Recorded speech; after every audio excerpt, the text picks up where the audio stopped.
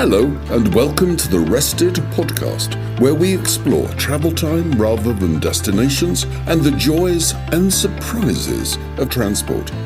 My name's Mark Selby.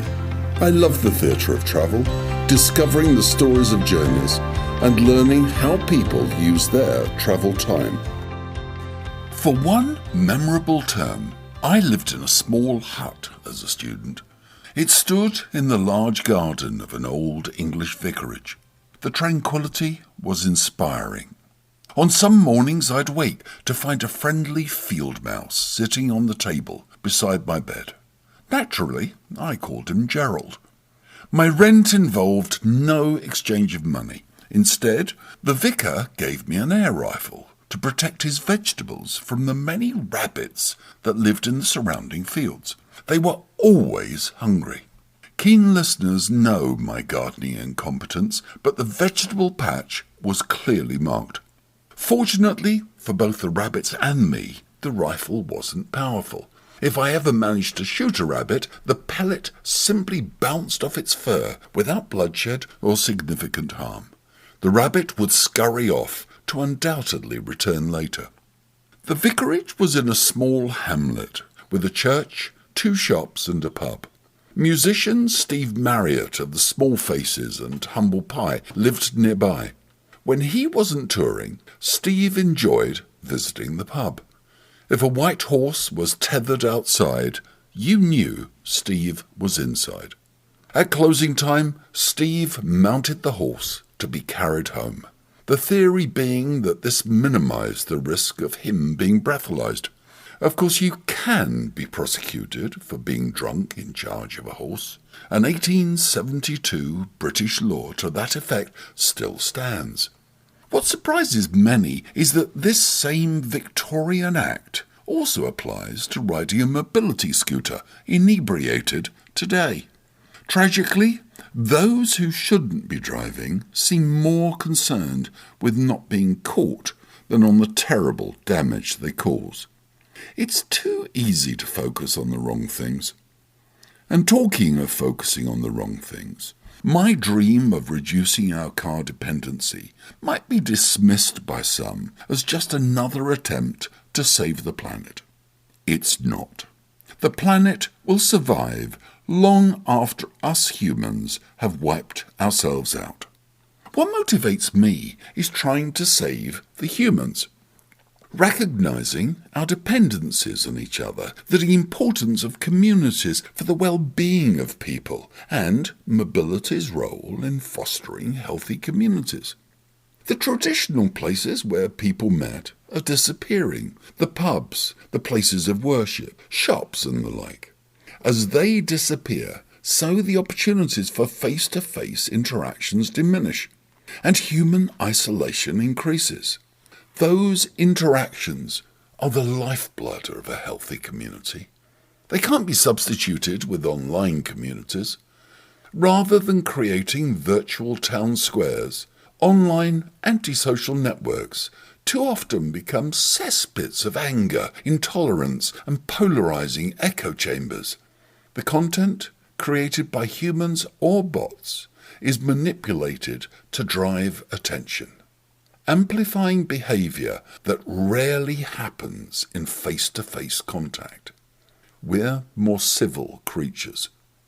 I want safer environments where children can walk, bus or cycle to school rather than having to be driven there, and convenient services that enable adults to get to places of work, leisure, shops, surgeries and friends more easily, increasing the opportunities for human interactions. Sadly, it seems we've been isolated from each other for too long, unintentionally, removed from face-to-face contact. It's more than a mouthed hello through the glass of a car window or a wave to someone outside. It's relearning the face-to-face skills of conversation. Alan from Winchester was recently travelling on a train with fellow commuters and families. One parent called a teenage child on FaceTime and had a very loud conversation. It was so loud the whole carriage could hear it. possibly the next carriage too. Alan wrote, I thought about saying something, politely and non-aggressively, but just making the point about the principle of consideration. But then I thought, what would my wife Kelly say? She'd say, that family have had a lovely day in London. They're on a high. They maybe don't appreciate the rules that commuters follow. So shut up, Alan, and let it pass. I went with Kelly's advice. Jonathan from Edinburgh suggested a different approach. Pick up your phone, dial Kelly, then in an equally loud voice say, Kelly, it's me. I'm on a train. Someone's talking on their phone in a loud voice. Want you to know I've done what I think you'd want me to do and not spoken to them or drawn attention to it. See you soon. Love you. It made me smile. And a Steve Marriott song, Lazy Sunday, says, wouldn't it be nice to get on with me neighbours? My thanks to the listeners that have sent their best for Willow's full recovery. It's a slow, frustrating process. Our fingers are crossed.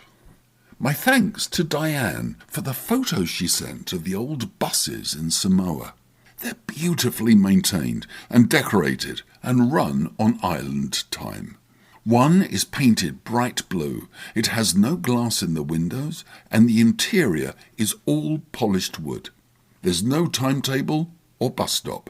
You just find a spot on the side of the road and raise your hand when you see the bus coming. The good-humoured and laid-back owner-driver will just stop and pick you up. How civilised. By contrast, the number 7 bus service from Newbury to Andover I mentioned just last week has been terminated, without replacement, creating more islands of isolation and reduced human contact. Ian needs to keep driving. If only we had more bus services and bus stops with shelter from the elements. Some of the best shelters I've seen are around Dunedin in New Zealand. Each one is uniquely decorated. Many have comfortable chairs and are perfect spots to chat with fellow travellers.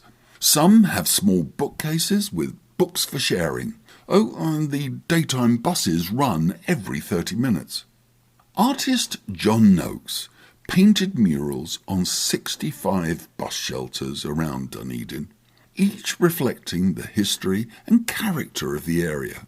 He had the idea to paint them one cold, wet day when he saw children huddling in a dark, graffitied shelter, waiting for their bus. They looked miserable and in need of cheering up. Despite overzealous council constraints, John talked to local communities and people helped by supplying paint and equipment.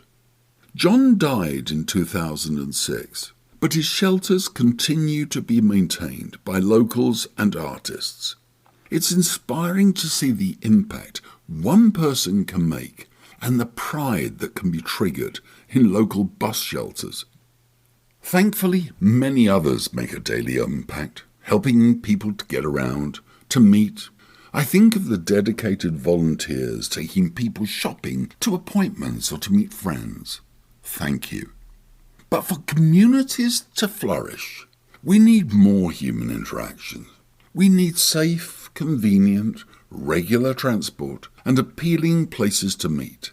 The well-being of communities, the people and local economies will benefit as a result, and we need to relearn how to get on with our neighbours, unless perhaps they're hungry rabbits.